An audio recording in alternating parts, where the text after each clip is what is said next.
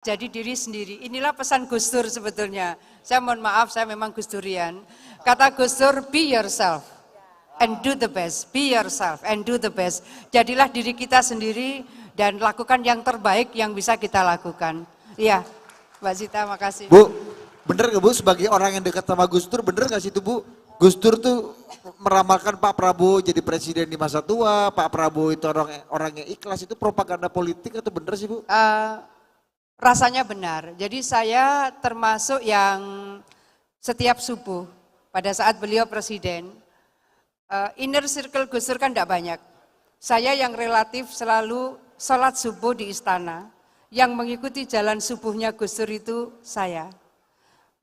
Begitu juga setelah beliau selesai dari tugas kepresidenan, saya termasuk yang relatif paling rutin menemani beliau.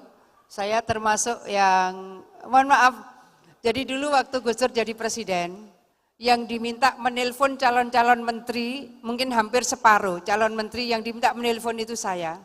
Artinya saya relatif dipercaya oleh Gus Dur. Jadi kalau ada tamu berapa banyak, bawa rombongan, usul menteri ABCDE, yang nyatet saya. Setelah itu tamu lagi yang nyatet saya. Malam sudah selesai tamu, saya kemudian mendiskusikan dengan Gus Dur dari catatan saya. Besok lagi ada tamu lagi yang mencalonkan ABCDE, saya yang menemani. Bukan apa-apa, sederhana, karena yang bisa ngetik saya. Saya dari dulu pinter ngetik. Jadi kalau ada pertemuan para tokoh-tokoh nasional, ada Pak Amin Rais, ada Bu Mega, ada Pak Akbar Tanjung, ya, kemudian Gus Dur, di luar mereka hanya saya yang masuk. Kenapa? Ya karena saya bisa ngetik. Jadi beruntung orang yang bisa ngetik.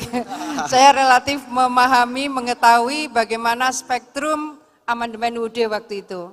Karena saya mohon maaf bagi seluruh Bapak sekalian, negara ini telah melakukan amandemen UUD 45 tanpa akademik draft,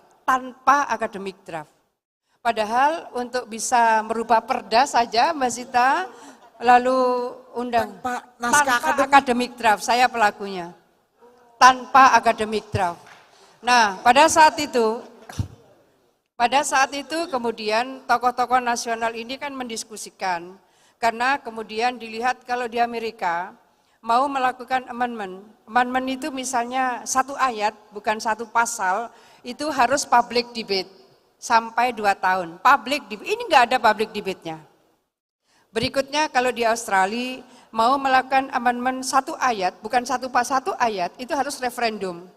Kalau satu state tidak setuju enggak jadi. Dan ini kemarin di rolling sedemikian rupa, sampailah kemudian sangat sedikit orang yang masuk di PAS 1.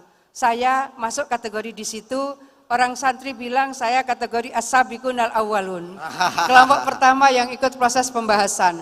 Betapa kemudian yang satu ini ingin proses parliamentary, satu ingin presidensial, dan seterusnya diskusi. Akhirnya saya menyampaikan, mungkin di Suara TV kabel masih ada dokumen itu, saya yang menyampaikan. Karena saya sudah DPR kan, berarti saya, jadi kalau sebuah RUU harus akademik draft, ini sama sekali enggak ada.